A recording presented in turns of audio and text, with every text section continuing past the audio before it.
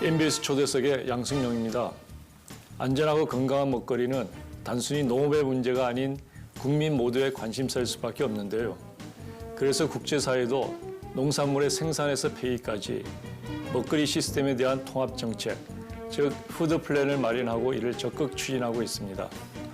우리나라도 이런 흐름에 발맞춰 문재인 정부의 100대 국정과제에 국가 및 지역의 푸드 플랜 수립을 채택한 바 있는데요. 새해를 맞아 푸드 플랜이 어떻게 진행되고 있는지, 앞으로 고민하고 해결해야 할 문제는 무엇인지 한국농촌경제연구원 푸드 플랜 연구단장을 맡고 있는 김병률 박사 모시고 이야기 나눠보겠습니다.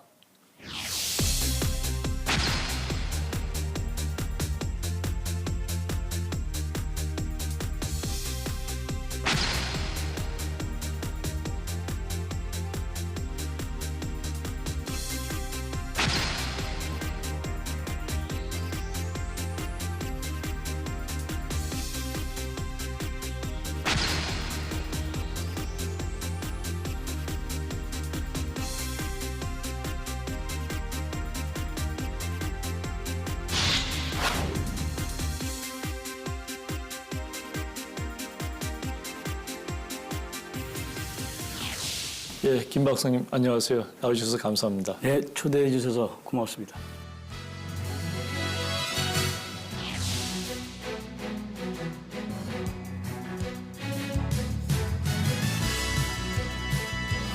최근 몇 년 사이에 이 먹거리에 대한 사회적인 관심과 요구가 굉장히 커졌습니다. 또 이 먹거리 문제가 단순히 농산물과 식품의 수요와 공급 차원을 넘어서 우리 인간의 기본적인 권리로서 논의가 확장이 되는 등 이 먹거리의 의미가 크게 변화하고 있는데요. 어떻게 생각하시는지요? 인류 역사상 가장 중요한 게 먹는 거, 그리고 사는 거, 그리고 입는 거 아니겠습니까? 네. 그중에서 가장 중요한 게 먹거리인데요. 그렇죠. 근데 국가 간에 일어나는 전쟁이라든가 갈등, 폭동, IT 그 폭동도 있었잖아요. 네. 그리고 이웃 간에 일어나는 싸움이라든가 절도, 이런 것들이 다 먹거리에서 중요하게 발생하거든요. 질병이나 안전사고도 다 먹거리에서 발생하고, 그리고 이런 문제들이 결국 농식품 체계라고 하죠. 푸드 시스템이라고 표현하는데, 거기서 농식품의 생산, 그리고 소비, 유통, 가공, 그리고 음식물 쓰레기까지 모든 과정에서 이제 시장 실패가 발생하고, 거기에 병목 현상도 발생하죠. 그리고 부의 집중이라든가 이런 이제 분배 구조 왜곡 이런 문제가 발생하는데, 이런 것들이 바로 이런 요인들에 의해서 그 문제가 발생합니다. 그래서 국제적으로 더 심각하게 이렇게 되고 있는데요. 이것 때문에 국가나 지역이라든가 이런 데서는 이런 문제를 보정하고 그리고 보완하기 위해서 푸드 플랜에, 그러니까 식품 계획이죠. 이런 푸드 플랜에 관심을 갖고 정책을 추진하는 게 아닌가 이렇게 생각합니다. 자, 그래서 우리나라도 새 정부 수립과 함께 이제 먹거리에 대한 국가 차원의 종합 전략이 필요하다, 이런 인식을 바탕으로 푸드 플랜 도입을 추진 중인 것으로 알고 있습니다. 우선 푸드 플랜의 개념부터 간략히 좀 짚어주시겠습니까? 사실 푸드 플랜이라는 용어가 우리나라에서 사용되고 그런 지 얼마 안 됐거든요. 예. 특히 이제 세계적으로 푸드 플랜 용어가 우리나라도 그렇고 이렇게 많이 얘기가 된 게 2015년 그 밀라노 도시 식품 정책 협약이라는 게 이제 체결이 됐거든요. 세계 한 150여 개 국가의 도시 이런 데서 와서 체결이 됐는데, 그러면서 지역 푸드 플랜이라는 그런 운동이 확산이 되고, 그리고 서울시에서 2015년에 서울시 푸드 플랜 계획을 시작을 했거든요. 그러면서 그 푸드 플랜에 대한 관심이 굉장히 많아진 걸로 그렇게 됐습니다. 그러니까 최근에는 이 용어가 좀 이상하니까 외국어고, 정부에서도 푸드 플랜이라는 것보다는 먹거리 종합 계획, 요 용어로 정부에서도 쓰기 시작을 했습니다. 푸드 플랜이라는 게 결국은 사실은 푸드 시스템이라고 농산물의 생산, 그리고 유통, 가공, 그리고 음식물 폐기까지 전체 그 식품의 생성하고 소멸되는 이런 전체 시스템에 대한 정책적인 계획이라고 할까요? 정책이라고 할까요?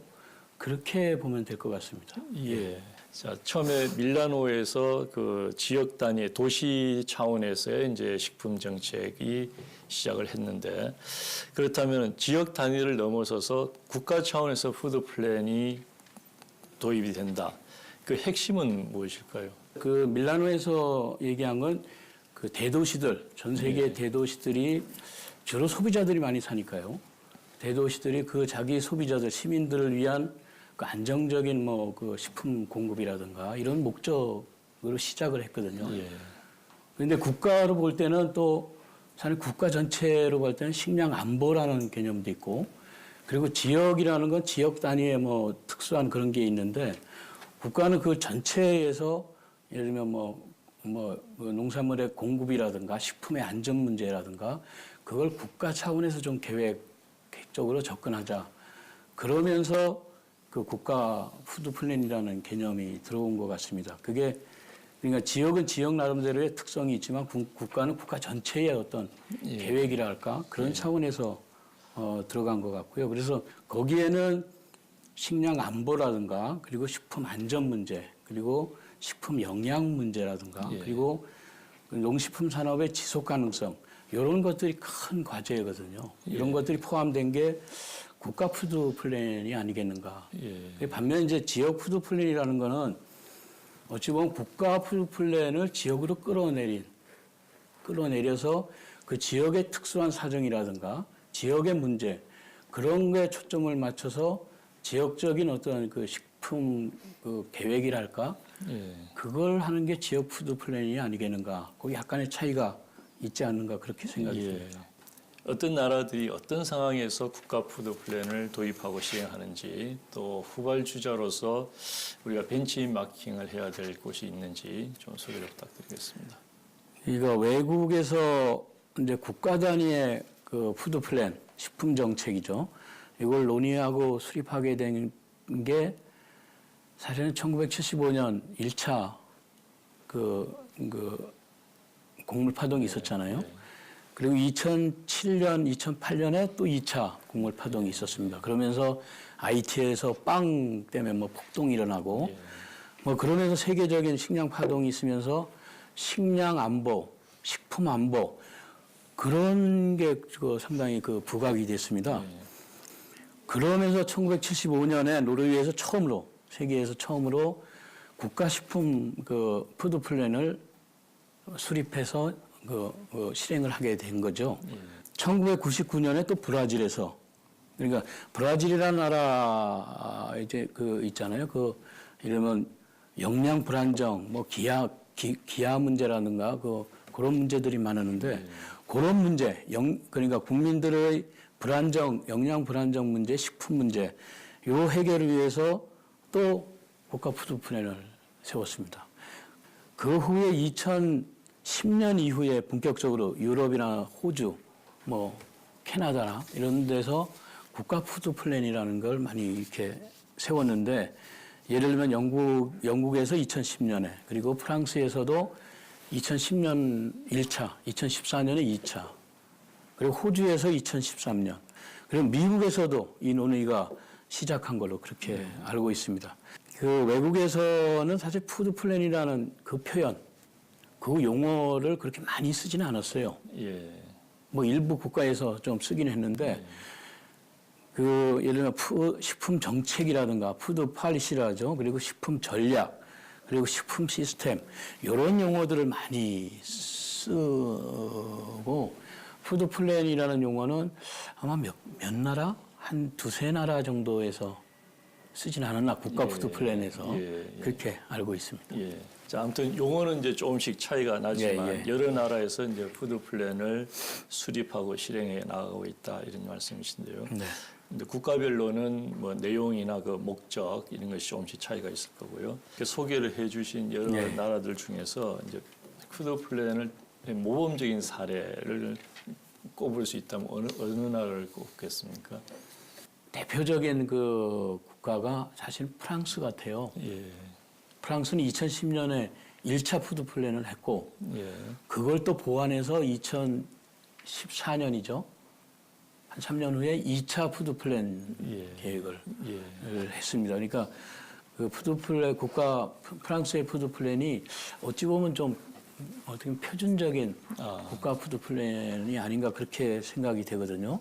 그러니까 그 프랑스에서는 우리가 벤치마킹을 할 예. 수 있는 대상이. 예, 저는 그렇게 좀 생각이 되는데요. 그 국가 푸드 플랜을 이제 프랑스에서 수립을 하는데 사실 2000년대 유럽 전역에 광우병이 불어닥쳤잖아요. 그러면서 이슈가 막 되면서 2003년에 프랑스에서 국가식품위원회를 설립하면서 이슈를 논의하기 시작했어요, 그때.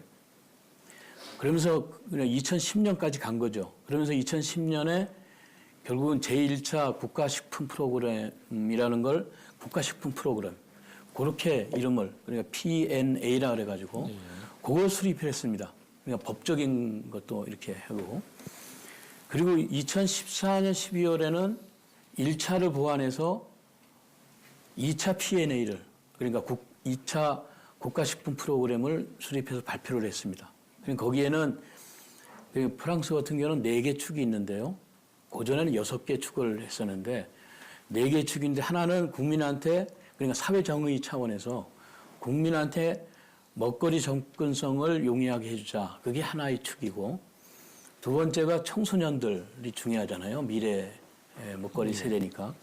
청소년들 식생활 교육이라는 게 두 번째 축이고요. 세 번째가 음식물 낭비에 대응하자라는 게 세 번째 축이고, 그리고 마지막 네 번째가 먹거리의 지역성을 강화하자. 그러니까 지역 푸드 플랜까지도 거기 안에 포함이 된 거죠. 그러니까 취약계층, 청소년, 지역, 요 이제 식품 정책을 강조한 게 프랑스가 된 겁니다. 그러면서 그 실행하는 과정도 굉장히 중요한데, 농식품부에서 주무부처가 됩니다. 그리고 식품과 관련된 그 14개 부처가 있습니다. 중앙부처들, 보건, 소비자, 교육, 뭐 환경이라든가, 거기에 그 연계를 하게 됩니다. 그러면서 국가식품위원회를 만드는데 민간도 참여하고, 독립기구죠. 그때 55명이 참여하고, 그러면서 그거 이제 단계별로 국가 뭐 운영 및 모니터링 위원회도 만들고, 부처 간 집행위원회도 만들고, 그리고 부처별 워킹 그룹도 만들고. 그러니까 그 집행 과정에서 굉장히 치밀하게 상당히 준비를 했고요. 그리고 지역 푸드 플랜이라는 것이 있습니다. 프랑스에서. 그러니까 프랑스의 지역은 레지옹이라고 해서 우리나라 광역시도 프랑스에서 18개가 있는데 그 레지옹 단위가 광역 지역이거든요. 그 밑에 물론 코민이 있는데 프랑스에서는 지역 푸드 플랜을 레지옹, 그러니까 광역 단위 지역 푸드 플랜을 또 하는 거죠. 그러면서 국가 푸드 플랜하고 연계 추진하는 거죠. 그러니까 국가에서 계획하고 결국은 지역하고 같이 연계해서 푸드 플랜하는. 그 밑에 단계가 로컬 푸드라는 게 있습니다. 그 작년 초에 프랑스 정부에서 공모를 한 게 있습니다. 그러니까 국가 푸드 플랜을 하는 데서 공모를 하는데 로컬 푸드 프로그램, 그러니까 푸드 플랜하고 좀 다르죠. 로컬 푸드는 이제 그 광역이 아니고 저 밑에 코밀이라든가 더 밑에 뭐 그런 걸 이제 로컬 푸드라고 하잖아요. 그냥 지역 푸드.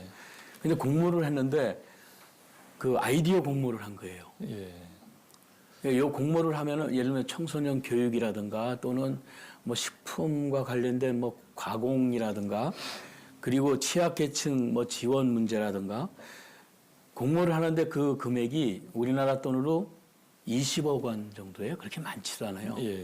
공모를 했는데 많이 들어왔어요. 들어왔는데 그 중에서 33개가 최종적으로 작년 초에 뽑혔는데 예를 들면 뭐 판매 안 되는 빵들을 취약계층한테 공급을 어떻게 할 것인가. 그리고 채소밭을 조성해서 좀 어려운 시민들을 접근하게 해서 뭐 한다든가 또 급식, 또 채소 가공 공장, 그리고 등회품 있잖아요. 등회품 뭐 과일 채소라든가 이런 걸 어떻게 공급한다든가 그런 것들의 로컬 푸드 그 아이디어 공모를 했는데 거기에 이제 한 군데 한 6천만 원씩. 그러니까 아이템이죠, 아이템. 그런 식으로 프랑스에서는 좀 약간은 좀 다르죠. 그러니까 푸드 플랜, 지역 푸드 플랜 그리고 일반적인 로컬 푸드하고 좀 다르게 프랑스에는 접근하는 게 아니겠는가. 그렇군요. 좀 우리가 좀 본받아야 될 게 많지 않은가 그렇게 생각해요. 푸드 플랜이라고 하는 것을 추진하는 나라들이 공통적으로 하는 어떤 뭐 특징이라 할까요, 원칙이라 할까요, 그런 것이 있는지요. 또 우리한테 시사해 주는 바가 무엇인지 그것부터 합니다. 그 이제 여러 나라들을 좀 보면서 정리를 좀 해봤는데요. 하나는 지속 가능성이라는 걸 항상 이렇게 좀 얘기를 하거든요.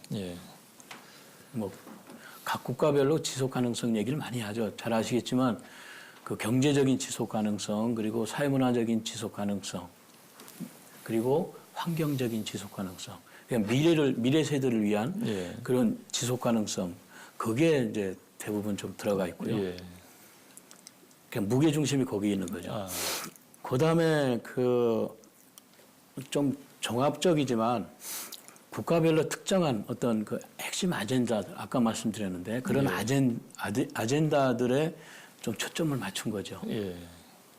그러니까 다 하는 게 아니고 자기 국가의 좀 특징적인 거, 그런 거를 좀 초점을 맞춰서 하는 게 좀 봤고요. 그다음에 그 기간이 중장기적인 그런 계획을 가지고 한다는 겁니다. 예를 들면 2030, 한 15년 후, 20년 후 그런 비전을 만들어 놓고 5년 푸드 플랜을 수립하고 발표하고 그런 게 좀 있는 것 같고요.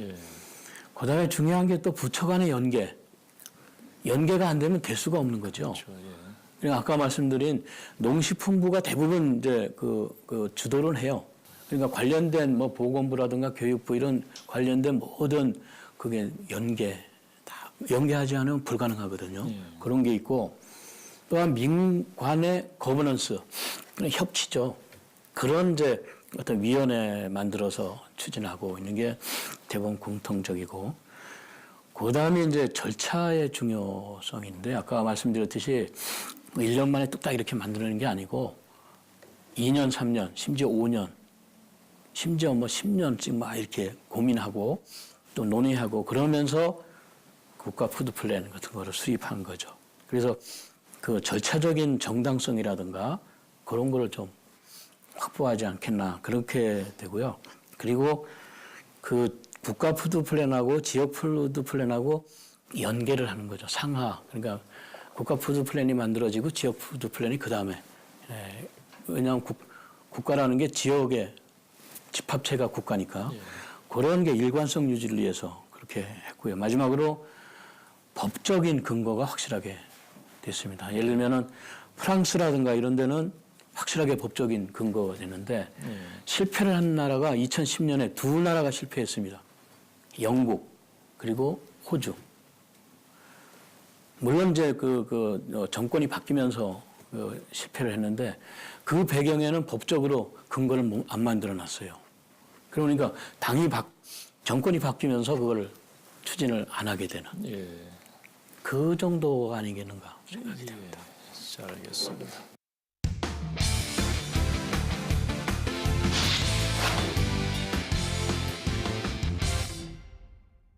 자, 그러면 우리의 푸드 시스템 또 그것을 관리하기 위한 푸드 플랜 얘기를 좀 들어보고 싶은데 제가 일전에 그 농업의 재정의라고 하는 이제 연구 논문에서 그 우리 농업을 과거에는 농업 그 자체가 푸드 시스템이었는데 지금은 농업만 가지고는 안 되고 여러 전후방 산업들이 모여서 푸드 시스템을 이룬다. 그렇죠. 이런 내용의 제가 논문을 쓴 적이 있습니다.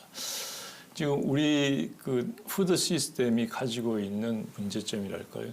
그걸 어떻게 볼 수 있겠습니까?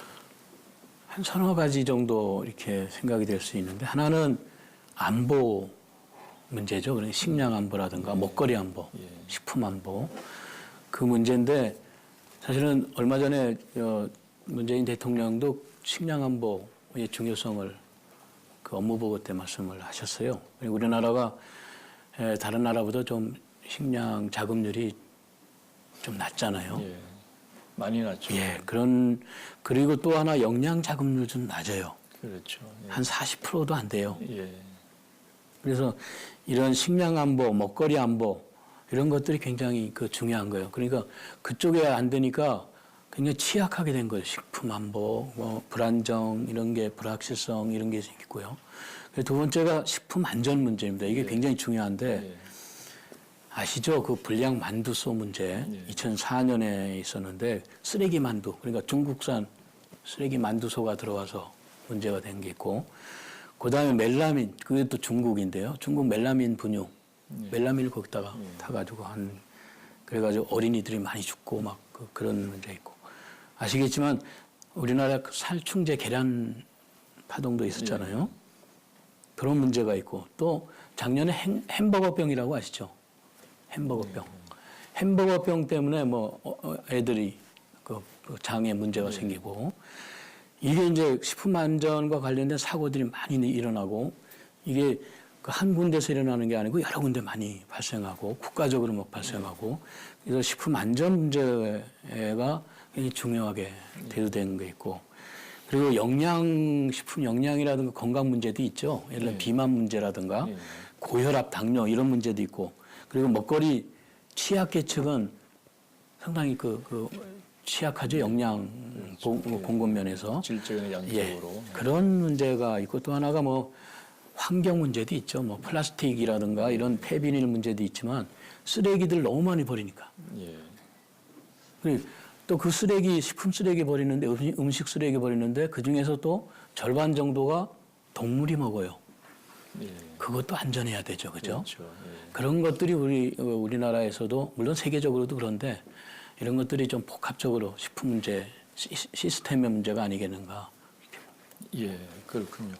자, 말씀을 들어보니까 이런 푸드 시스템에 내재해 있는 근원적인 문제들, 굉장히 중요한 문제들인데 이런 문제들을 해결하기 위해서 푸드 플랜이 시급하게 정립이 되고 추진이 돼야 되겠다 이런 생각이 듭니다.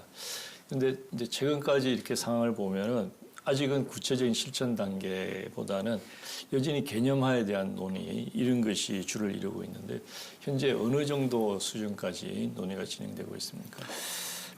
그러니까 이번 문재인 대통령께서 선거 때 공약을 내세운 게 그 안에 포함이 됐습니다. 이게 사실은 충분하게 논의가 되지 않은 상태였죠. 그러니까 공약이니까 말 그대로 공약이니까 들어가면서 푸드 플랜 좋은 거 아니겠는가, 그 중요한 게 아니겠는가 이렇게 하면서 국정과제에서도 이게 들어간 겁니다. 100대 국정과제. 그러니까 굉장히 중요해진 거죠. 그게 불과 2년 전 아니겠어요? 그럼 이제 국가 푸드 플랜도 만들고 지역 푸드 플랜도 하겠다 이런 이제 국정과제 안에 들어갔습니다. 근데 국가 푸드 플랜은 아까 말씀드렸듯이 오래 걸리는데. 그게 우선 국정과제에 들어갔으니까 일단은 만들어야 되잖아요. 그래 한국농촌경제연구원에서 작년에 일단 기본 계획에 대한 연구를 했습니다. 그게 이제 지금 국가 푸드 플랜 하는데 이제 기본이 좀 되겠죠. 앞으로 좀 더 논의가 돼야 되고 그런 게 있는데 그러면서 이제 국가 푸드 플랜에서는 정부에서도 우선은 뭘 해야 되니까 농식품부에서 핵심 아젠다를 몇 개 추렸습니다. 그러니까 예를 들면 지속 가능한 먹거리라든가 그리고 건강한 먹거리라든가 또 누구나 누리는 먹거리라든가 그리고 생태 친화적인 먹거리, 더불어 사는 먹거리 이런 핵심 아젠다를 만들었어요. 그러면서 12개 세부 과제도 또 만들었습니다. 그러니까 충분한 연구는 안 됐지만 그러니까 농식품부에서도 이런 걸 추진을 해야 되니까 그렇게 만들었고 그거 이제 법적인 또 뭔가 지원이 돼야 되잖아요. 근거가 돼야 되니까 얼마 전에 작년이죠. 의원 입법이 됐는데 농업농촌식품산업기본법 있잖아요. 그 근거가 돼야 되니까 그 개정안을 작년에 의원 입법을 올린 게 있습니다. 그 정도가 지금 국가식품 시스템 이 지금 추진되어 있는 거고요. 그리고 지역 푸드 시스템은 사실은 작년에 국가도 하고 지역도 마음이 좀 급하죠, 사실은. 그래서 지역 푸드 플랜 작년에 9개 지자체를 선정해서 그걸 빨리 시작해라. 그러면서 그 거버넌스도 만들고 그러니까 일종의 용역 사업을 한 거예요. 예. 지금까지 쭉 하고 있습니다. 그 정도. 그러면서 그 국정과제 안에는 2022년까지는 100개, 전국에 100개 지자체. 예. 그리고 2025년에는 모든 지자체. 지자체가 시군구까지 합치면 한 260개, 70개 되거든요. 다 하겠다. 그렇게 일단은 넣었거든요. 그래서 물론 그게 실현 가능성은 좀 더 고민을 많이 해봐야 되는 지금 그 정도 상태에 있습니다. 그렇군요. 예. 그 국가 단위의 푸드 플랜하고 지역 단위의 푸드 플랜이 그 어떻게 차이가 나는 것인지, 그리고 두 개념 간의 일관성이나 또는 조화, 뭐 상충 관계, 그 예산이라든지 뭐 세부 내용에 있어서 그런 문제는 혹시 없을까요? 그게 이제 동시에 국가 푸드 플랜, 지역 푸드 플랜을 하자라고 국정과제로 돼 있기 때문에 우리나라에서는 두 개 따로따로 지금 조금 시작을 한 게 좀 다소의 좀 문제는 있는데, 그러니까 국가 푸드 플랜은 결국 국가 단위의 굉장히 큰 그 계획이죠. 식품 계획이니까 이거는 범부처적인 거고, 그리고 모든 국민들이 또 다 대상이 뭐 관심을 가져야 되고 알아야 되고 대상이 돼야 되고 또 세금도 들어가야 될 테고 그런 게 이제 국가 푸드 플랜이고, 지역 푸드 플랜은 지역 단위니까 지역의 특수성도 있고 지역에 어떤 거는 잘 돼 있는데 어떤 거 좀 부족한 게 있고 막 그런 게 있잖아요. 지역마다.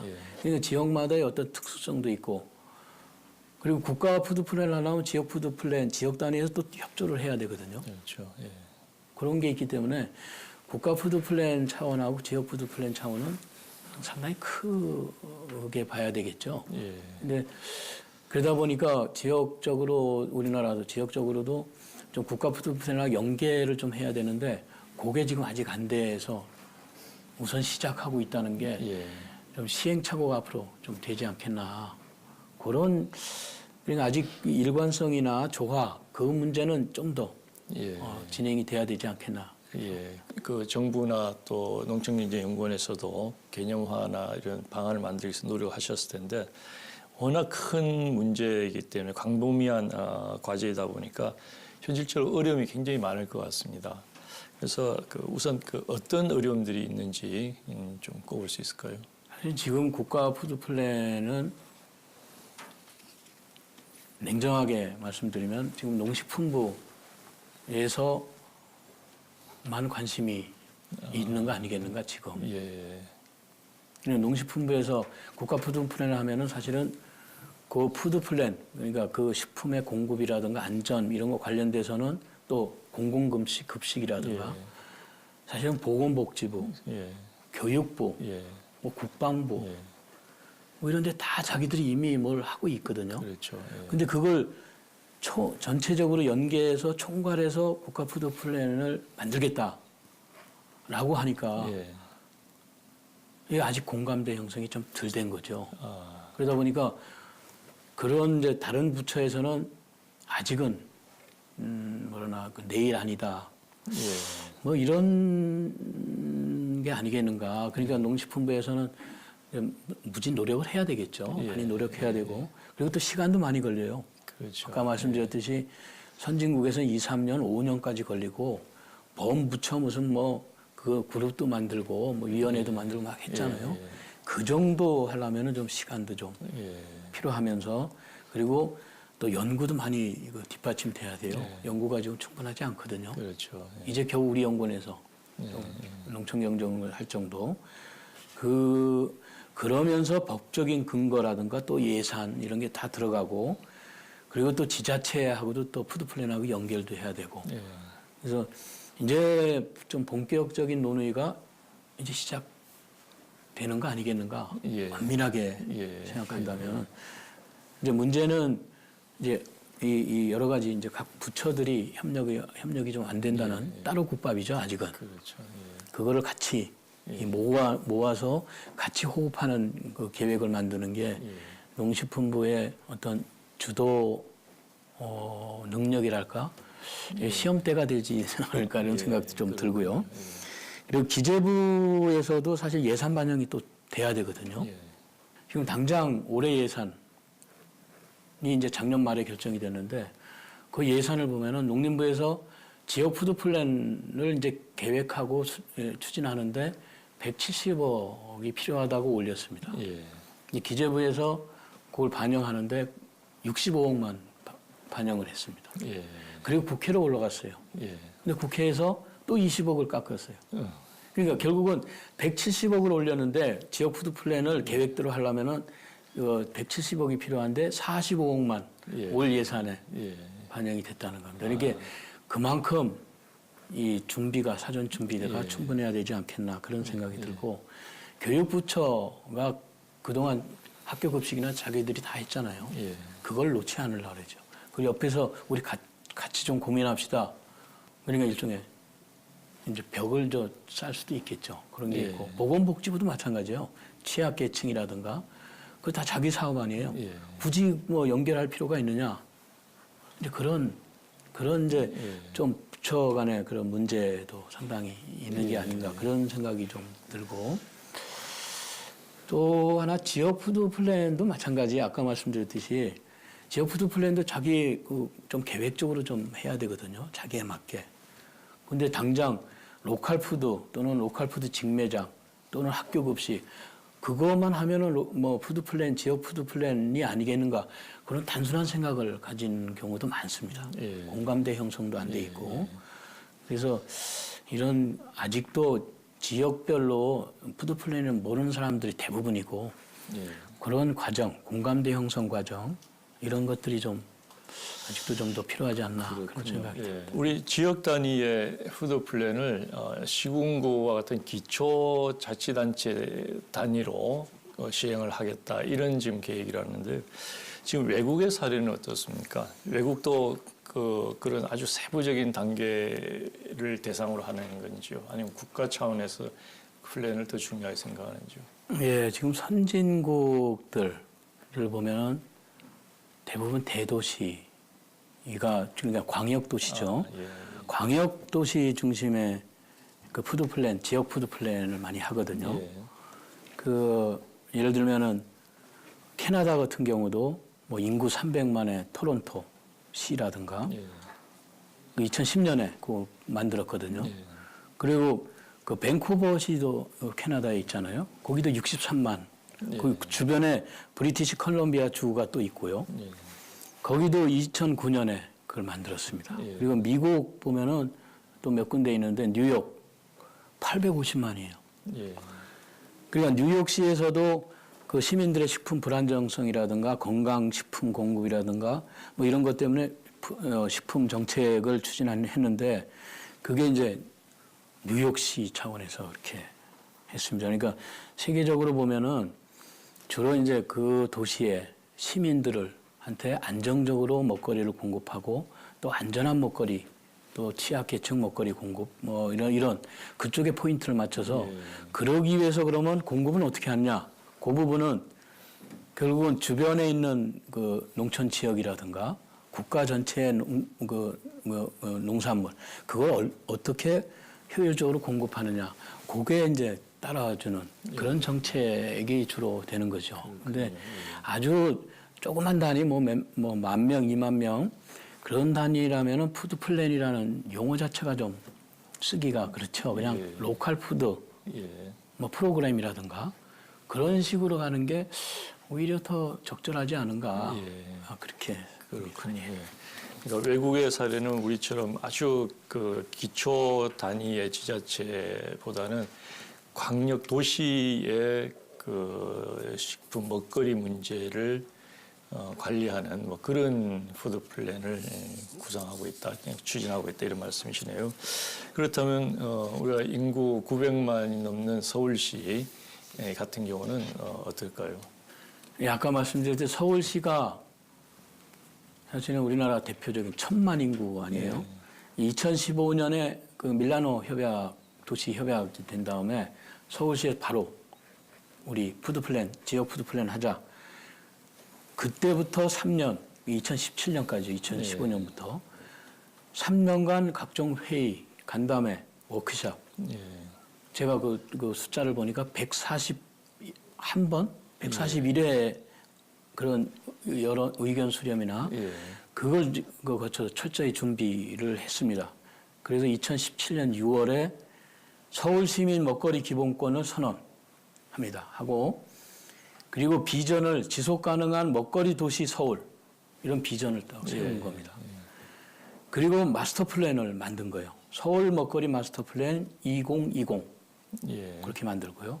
그러면서 매 5년 단위로 하겠다 그렇게 한 겁니다.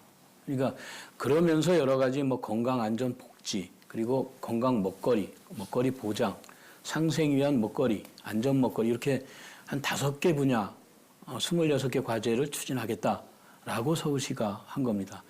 그러면서 서울시의 또 계획이 2017년에 그러니까 2017년 6월에 발표하고 선언하고 그리고 바로 9월에 먹거리 기본 조례 그러니까 법적인 근거를 만든 거예요. 그리고 그다음에 11월에 그 시민 참여형 민관 거버넌스 조직 그리고 그게 128명 엄청난 거버넌스 조직을 구성해서 운영하고 그 밑에 또 분과위원회들 쫙 운영하게 그렇게 지금 서울시에서 수립해서 한 거죠. 그러니까 세계적인 대도시답게 그렇게 한 거죠. 그러면서 먹거리 최대 그 도시이기 때문에 주로 시민들한테 어떻게 안전하게 그런 게 이제 중심이고 교육이라든가 뭐 이런 거고 그럼 생산 관련 정책은 그 안에 있느냐? 그건 없죠. 예. 그러기 위해서 지역들하고 전국에 있는 시도 있잖아요. 그 농촌 지역들하고 그 예를 들면 협약도 하고 그러면서 안전하게 우리 서울 시민들 위해서 공급하라. 그러면서 이제 조달 체계라든가 상생 그 협력이라든가 그런 걸 하면서 안정적으로 공급하자. 그렇게 서울시에서 지금 추진을 하고 있죠. 그렇군요. 예.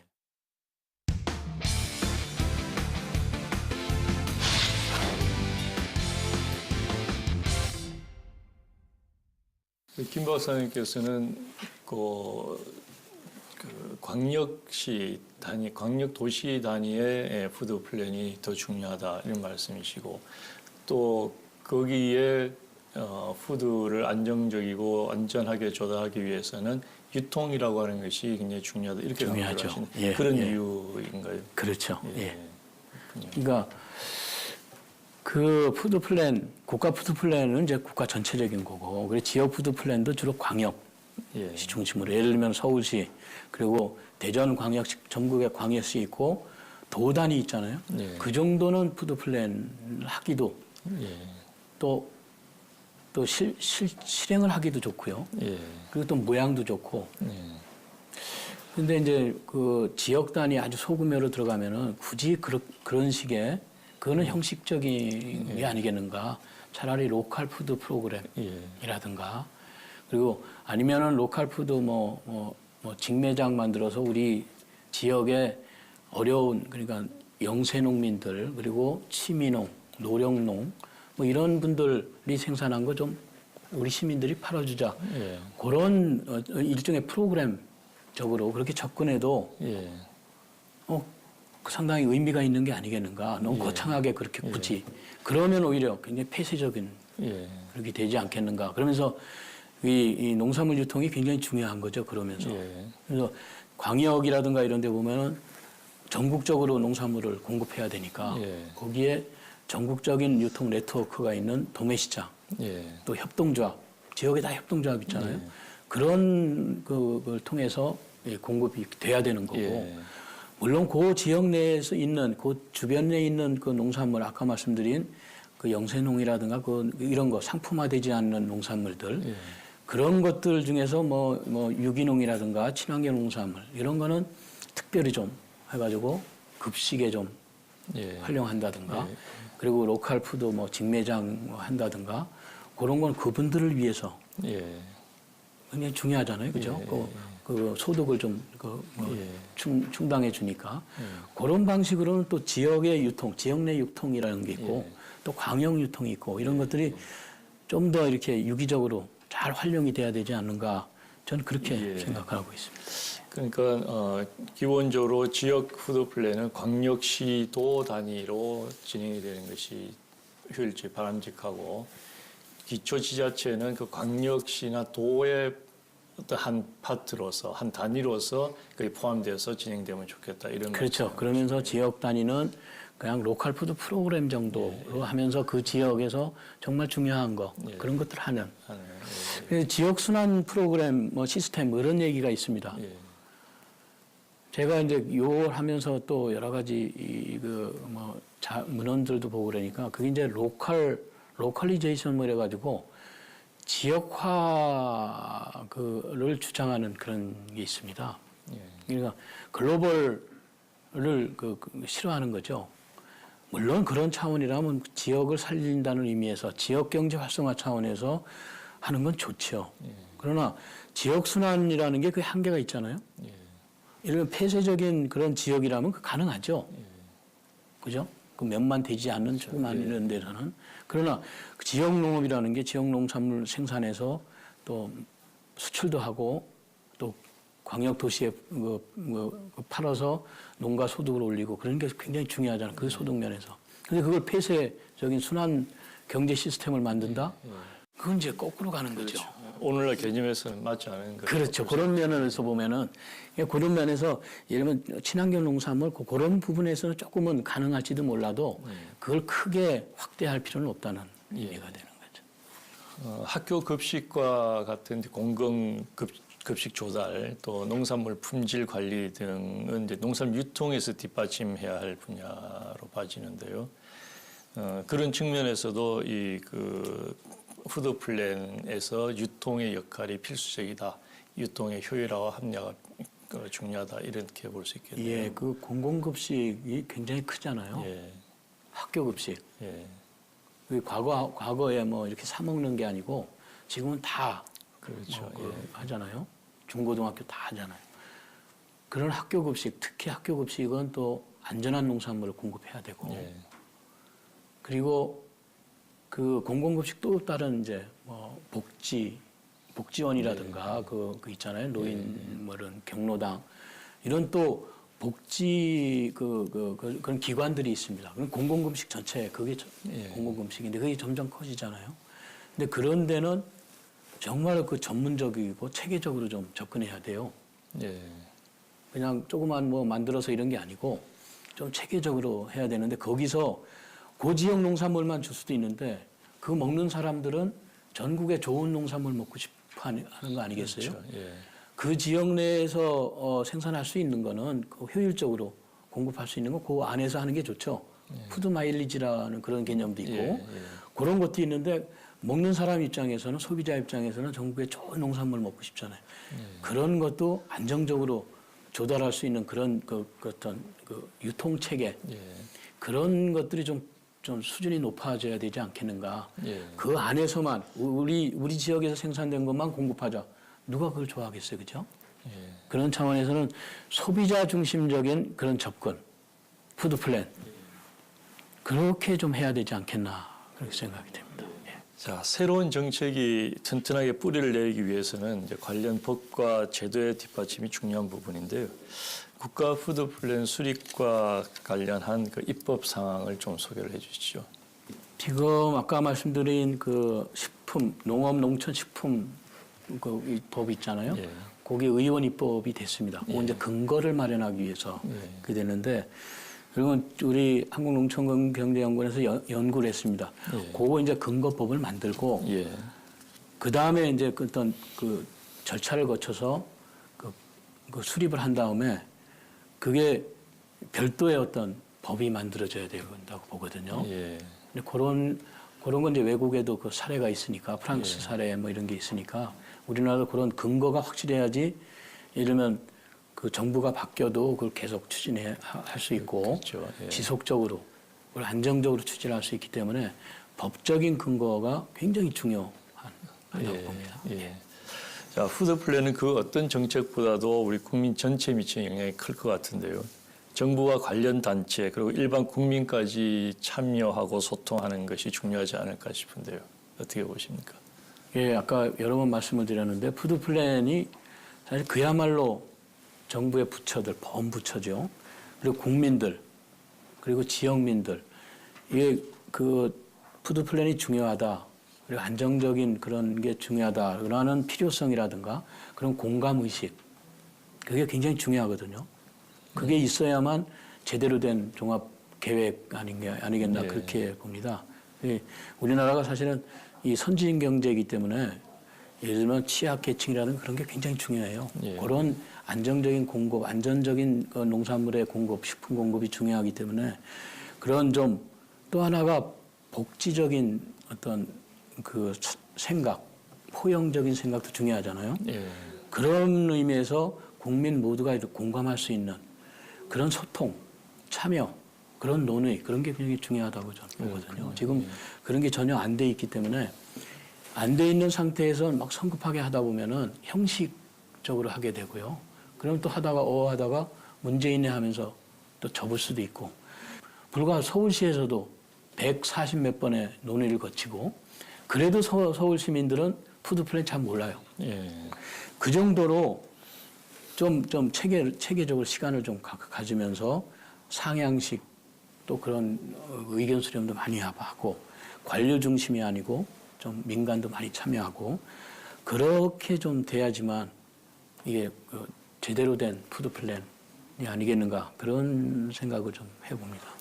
사실 우리가 그 경제 성장을 굉장히 빠른 속도로 해오면서 그 그늘이 굉장히 넓고 깊거든요. 네. 그래서 그런 그늘에 있는 분들이 그 갖는 그 가구 단위의 식량 안보 문제, 또 질적으로 양적으로 적절한 그 먹거리를 보장해 주는 것이 어떻게 보면 식량 인권, 식량 주권의 개념이 아닐까 그런 측면에서 본다면은 푸드 플랜이라고 하는 것이 굉장히 중요한 개념인 것처럼 보이네요. 예, 그렇습니다. 자, 알겠습니다.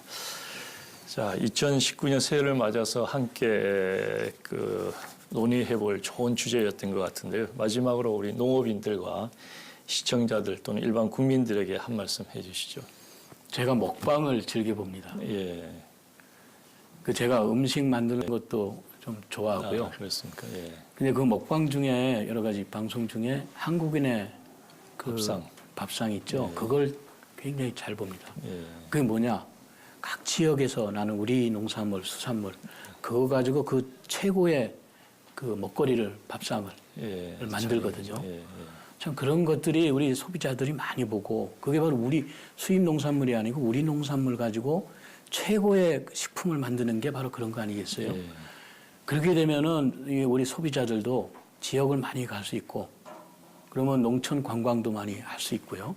또 예. 체험도 할 수 있고 그러면 농촌 지역 경제도 더불어 같이 이렇게 살 수 있잖아요. 예. 그래서 그 먹방 프로그램 같은 것 많이 이렇게 좀 해서 소비자들한테 우리 농업, 농촌, 농산물 안전성이라든가 이런 것도 많이 좀 했으면 좋겠고요. 그게 이제 소비자들 관심이 많이 커지니까. 그리고 이제 우리 농민들도 마찬가지죠. 이제는 혼자 자기가 생산해서 팔면 그만인 게 아니잖아요. 그러니까 내 자식이 먹을 수 있는 농산물, 정말 안전한 농산물, 소비자들이 좋아하는 농산물 이런 것들을 만들어서 공급한다 이런 생각으로 소비자하고 어떤 공감이 되는 농산물 이런 농산물들 많이 생산해서 팔면은 그 지역뿐만 아니고 내가 모르는 그 서울 시민이라든가 다른 지역에 있는 우리 뭐 소비자들도 우리 농산물을 많이 먹지 않겠는가 그런 의미에서 이 푸드 플랜이라든가 이런 계획들도 굉장히 중요한 그런 정책이 아니겠는가 그런 생각을 해봅니다. 예, 그렇군요. 예, 잘 들었습니다. 고맙습니다. 네. 푸드 플랜이 제 기능을 하기 위해서는 국제사회 사례에서 볼 수 있듯 생산자, 소비자, 정부와 지방자치단체의 역할이 중요합니다. 우리나라의 경우 아직까지 푸드 플랜에 대한 국민적 이해와 공감이 부족한 실정인데요. 지금까지 전문가를 중심으로 큰 그림을 그렸다면 이제는 사회 구성원의 적극적인 참여를 통해 개념과 사업 내용을 함께 논의하고 합리적으로 추진해 나가야 할 것입니다. 함께해 주신 여러분 고맙습니다.